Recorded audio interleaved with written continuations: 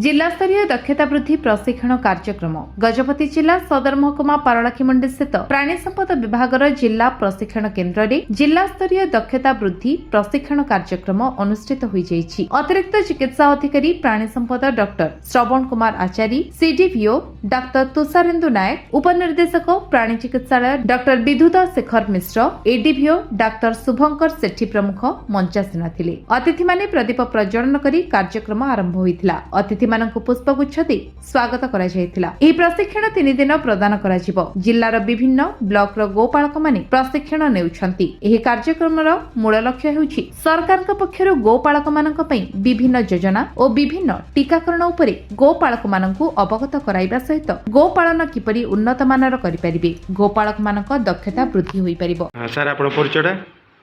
मो नाम doctor Tusharendu Nayak, chief district veterinary officer.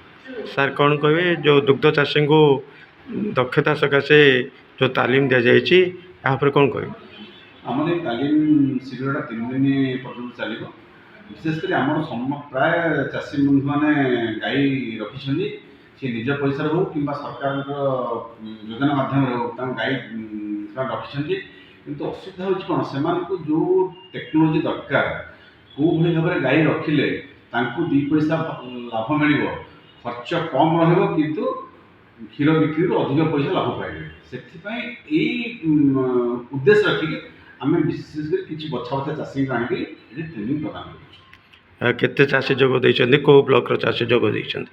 हमर 20 चाषी आछन्ती आ विशेषकर गोसाणी ब्लॉक रे आछन्ती, कारण सेमान पाखे भल भल गाई अच्छी से आम प्रथम दक्षता वृद्धि पर 3 दिनिया तो कार्यक्रम एक्सपोज विजिट रही कि चाषी को क्षेत्र परिदर्शन उपरे? हाँ, आमर एक्सपोज विजिट रही।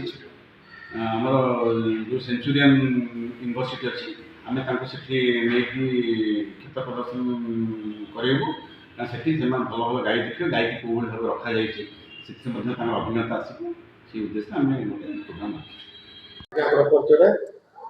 नमस्कार, मु डॉक्टर विद्युत शेखर मिश्र, उपनिर्देशक जिला प्राणी चिकित्सालय गजपति पारलाखीमंडी। सर कौन कहे जो गोपालन उपरे दक्षता उपरे जो तालीम चाषी दिया जायछि ता पर कौन आज जिला स्तरीय दक्षता अभिवृद्धि तालीम शिविर गोपालन विषय रे आम जिला ट्रेनिंग हॉल रे आरंभ करा जायछि। आमर जिला मुख्य प्राणी चिकित्साधिकारी अनुरोध क्रमे तांकर प्रचेषा क्रमे आम ए ट्रेनिंग टी आयोजन कराई। एथिरे आमर गोपालन भल भल गोपालक माने आखपाख अंचल सब आसी जोग देइछन्ती एवं मु आशा करुच्ची एई तालीम शिविर रे लोक आमर गोपालक माने जहाँ किछि जानिचन्ती गोपालन संबंध रे ताठारु निश्चित भाव में अधिक ज्ञान अर्जन करेंगे। कारण एठारे आमर सब रिसोर्स पर्सन माने जो माने सब आसी तालीम देवाकू से सब अभिज्ञ रिसोर्स पर्सन माने आसी लोक मानू आम चाषी मानू भल भाव में गोपालन विभिन्न दिग विषय बुझाऊँ। यही तालीम शिविर 3 दिनिया तालीम शिविर आज प्रथम दिन, तापरे आसंता काली क्षेत्र परिदर्शन अच्छी से माने निकटस्थ बड़ फार्म जाई से माने देखिबे घास चाष गोपालन नूतन आधुनिक प्रणाली किभली भाव में गोपालन कराई से विषय रे से माने जानिबे। एवं तृतीय दिन मध्य सेमती से माने ट्रेनिंग निया जिवो एवं से मानकर इभालुएशन करा जिवो। को ब्लॉक रो चाषी विशेष करी एथरे हमर गोसाणी ब्लॉक, गुमा ब्लॉक एवं रायगड़ा और काशीनगर ब्लॉक रु चाषी माने आसी 20 जन चाषी गोटे ट्रेनिंग रे भाग नहीं। 20 जन पार्टिसिपेंट तादरे महिला चाषी मध्य अछंती।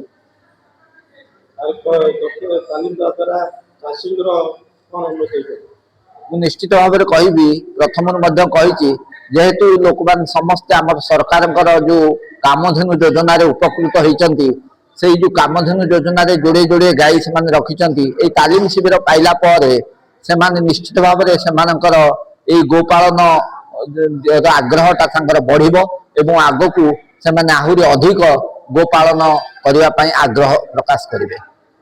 ପରିଚୟ ମୁଁ ଡକ୍ଟର ଶ୍ରବଣ କୁମାର ଆଚାରୀ, ଅତିରିକ୍ତ ଜିଲ୍ଲା ଅଧିकारी ଲାଇଫ ଷ୍ଟକ୍ ପ୍ରଡକ୍ସନ। ସାର୍ କ'ଣ କହିବି ଯେଉଁ ଦୁଗ୍ଧ ଚାଷୀଙ୍କ ଦକ୍ଷତା ସକାଶେ ତାଲିମ ଦିଆଯାଉଛି 3 ଦିନ ଆର ରେଭିନ୍ୟୁ ଅପଡେଟ୍ କ'ଣ ଅଛି ତା ଦ୍ୱାରା ଚାଷୀ କ'ଣ ଉପକୃତ ହେବେ? ଯେମିତି ଆପଣ ଏଇ ଆମ ତାଲିମ ଶିବିର ନାଁରୁ ଜାଣିଥିବେ, ଏଇଟା ଗୋଟେ ଦକ୍ଷତା ବୃଦ୍ଧି ତାଲିମ ଶିବିର। ସରକାର ଜାଣିଛନ୍ତି ଯେ ଆମର ଯେଉଁ ମାନେ ଗୋପାଳକ ଅଛନ୍ତି ସେମାନଙ୍କ ଠାରେ ଦକ୍ଷତା ଅଛି, ସେ ଦକ୍ଷତା ସମୟ ସମୟରେ ବୃଦ୍ଧି, ତାର ଯେଉଁ ନୂତନ ଜ୍ଞାନ କୌଶଳ ଆସୁଛି ତାର ଦକ୍ଷତା ବୃଦ୍ଧି ଦରକାର। ସେଥିପାଇଁ ପ୍ରତିବର୍ଷ ସରକାରଙ୍କ ତରଫରୁ ଏଭଳିଆ ଦକ୍ଷତା ବୃଦ୍ଧି କାର୍ଯ୍ୟକ୍ରମ କରାଯାଏ। ଏଥିରେ ଅନୁଭବୀ ଗୋପାଳକମାନଙ୍କୁ ଜିଲ୍ଲାର ଏକତ୍ରିତ କରିକି ସେମାନଙ୍କୁ ଯେଉଁ ଏଇ ଗୋପାଳନରେ ଯେଉଁ ନୂଆ ଦିଗ ଗୁଡ଼ା ରହିଲା ତା ପ୍ରତି ସଚେତନ କରାହୁଏ। ଆଉ ଯେଉଁ ପୁରୁଣା ଯେଉଁଗୁଡ଼ା ବିଭିନ୍ନ ଆସ୍ପେକ୍ଟ ରହିଛି, ଯେମିତି ଧରନ୍ତୁ ପ୍ରଜନନ, ନୂତନ ପ୍ରଜନନ ବିଧି କିମ୍ବା ଖାଦ୍ୟ ପ୍ରଣାଳୀ, ଏହିସବୁ ଉପରେ ସେମାନଙ୍କୁ 3 ଦିନ ଧରି ସମ୍ୟକ ଭାବରେ ଆଲୋଚନା ସହିତ ସେମାନଙ୍କୁ ଜ୍ଞାନ ଦିଆଯାଏ। ଏଇଟା କେତେ ଦିନ ଏକ୍ସପୋଜ ଭିଜିଟ୍ ରହିଛି କି ଚାଷୀଙ୍କ ସକାଶେ ଆଉ କୋଉ ବ୍ଲକର ଚାଷୀ ଏଥିରେ ଇନଭଲ୍ଭ ଅଛି? ଏଇଟା 3 ଦିନ, ଆପଣ ଯେମିତି ଜାଣିଥିବେ ଏଇଟା 3 ଦିନିଆ ଦକ୍ଷତା ବୃଦ୍ଧି ତାଲିମ ଶିବିରଟା 3 ଦିନ ବିଶିଷ୍ଟ। 2 ଦିନ ଆମର କ୍ଲାସରୁମ୍ କକ୍ଷରେ ପାଠ ପଢ଼ା ହେବ ଥିଓରି, ଏବଂ ଅନ୍ତିମ ଦିନ କିମ୍ବା ଗୋଟିଏ ଦିନ ସେଥିରୁ ମଝିରେ ଆମେ ତାଙ୍କୁ କ୍ଷେତ୍ର ପରିଦର୍ଶନ ନେବୁ, ଯୋଉଠି ଯାହା ପଢ଼ା ହେଇଛି ଚାଷୀମାନେ ନିଜେ ସେଇଟା ଦେଖିକି ସେଥିରୁ ଶିଖିବାକୁ ଚେଷ୍ଟା କରିବେ। ଆର କୋଉ ବ୍ଲକର ଚାଷୀ ଏଥିରେ ଇନକ୍ଲୁଡିଂ ଅଛି?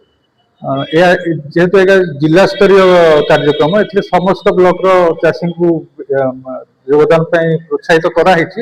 କିନ୍ତୁ ଯେହେତୁ ଆମର ଏଇ ରାୟଗଡ଼, ଗୁମା, କାଶୀନଗର ଏବଂ ଗୋସାଣୀ, ମୁଖ୍ୟତଃ ଏହି 4ଟି ବ୍ଲକର ଚାଷୀମାନେ ଏଥିରେ ସାମିଲ ହୋଇଛନ୍ତି। ପ୍ରାୟ କେତେ ଚାଷୀ ଏଥିରେ ଯୋଗ ଦେଇଛନ୍ତି? 20ରୁ ଉର୍ଦ୍ଧ୍ୱ ଚାଷୀ ଏଥିରେ ଯୋଗ ଦେଇଛନ୍ତି। ଗଜପତିରୁ ରେଣୁବାଳା ବେହେରାଙ୍କ ରିପୋର୍ଟ, ବିଶ୍ୱବିଜୟ ନ୍ୟୁଜ୍ ଓଡ଼ିଶା।